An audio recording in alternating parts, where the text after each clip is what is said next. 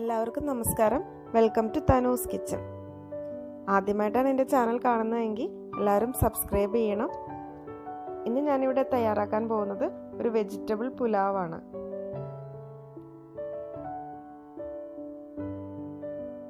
അതിനായിട്ട് ഒരു കുക്കർ എടുത്ത് ചൂടാക്കാം.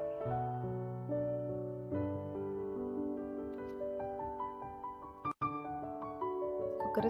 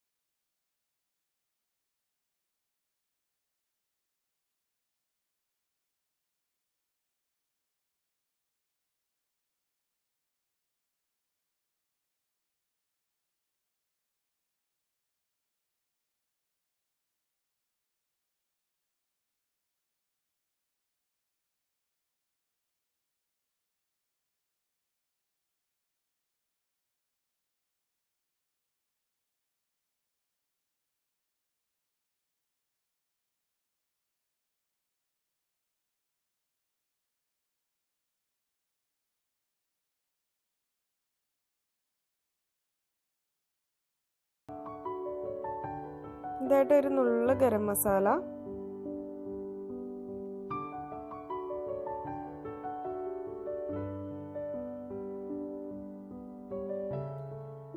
ഒരു 1/2 ടീസ്പൂൺ മഞ്ഞൾപ്പൊടി, ഒരു 1/2 ടീസ്പൂൺ മുളക് പൊടി,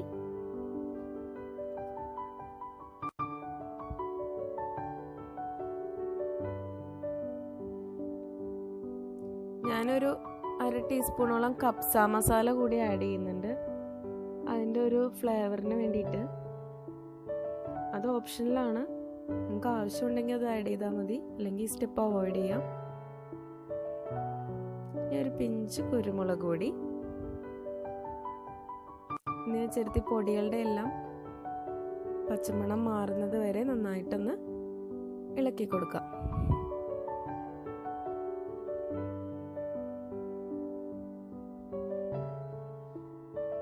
ഇതിലേക്ക് അരിഞ്ഞു വെച്ചിരിക്കുന്ന പച്ചക്കറികൾ ചേർത്ത് കൊടുക്കാം.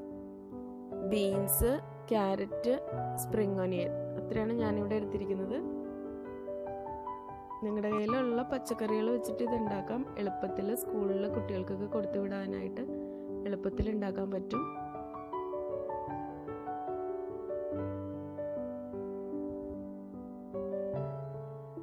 ഇതെല്ലാം ചേർത്ത് ഒന്ന് വഴറ്റാം.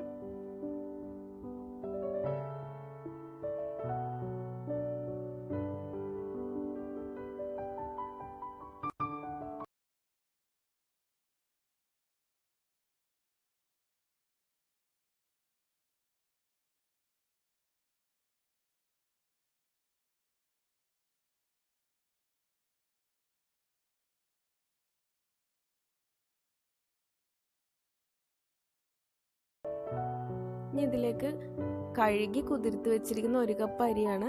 ഞാനൊരു 20 മിനിറ്റോളം ഇത് അരി കുതിർത്തി വെച്ചു. കഴുകിയിട്ട് വേണം കുതിർത്തി വെക്കാൻ. 1 കപ്പ് അരിയുണ്ട്.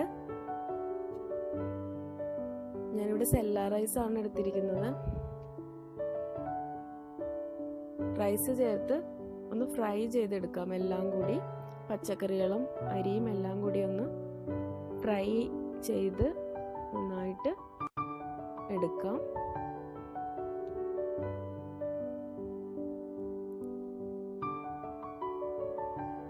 ഇനി അതിലേക്ക് ഒരു 1.25 കപ്പ് വെള്ളം, തിളച്ച വെള്ളം വേണം, ചേർത്ത് കൊടുക്കാം. അരി കുതിർത്തതായതുകൊണ്ടിട്ടാണ് ഞാൻ അരിയുടെ ഡബിള് വെള്ളം എടുക്കാത്തത്.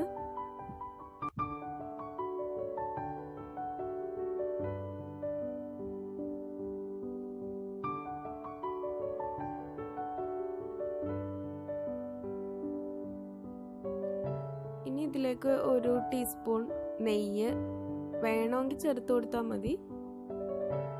അതും ഓരോരുത്തരുടെ ഇഷ്ടത്തിനനുസരിച്ച് വ്യത്യാസപ്പെടുത്താം. നെയ്യ് ഇഷ്ടമില്ലാത്തവരാണെങ്കിൽ ഈ സ്റ്റെപ്പ് അവോയ്ഡ് ചെയ്യാം. ഈ കുക്കർ അടച്ചു വെച്ച് ഒറ്റ വിസില്,